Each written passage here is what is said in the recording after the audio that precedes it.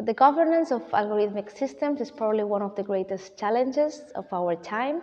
Some argue that artificial intelligence is 50% enthusiasm and 50% fear, in the sense that there is a huge interest in accelerating the adoption of algorithmic systems, because there's huge potential in using them to advance the purposes of humanity.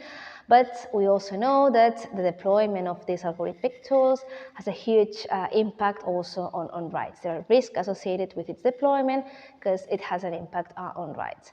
In this sense, in the seminar, we discussed how important it is to advance towards more democratic governance frameworks of artificial intelligence that take into consideration basic ethical principles like privacy, like transparency, like fairness. Those principles also, we also agreed that are not easy to operationalize. There are different understandings, and reconciling these different views, it's challenging, especially if we do it at the global level. There was also a huge discussion about whether local or national regulation or regional regulation of artificial intelligence is enough, or whether we should keep pushing for a global standard, a global regulation of these systems. Those were questions that were raised after the seminar. We also discussed how exactly these algorithmic tools may impact the health of our democratic system.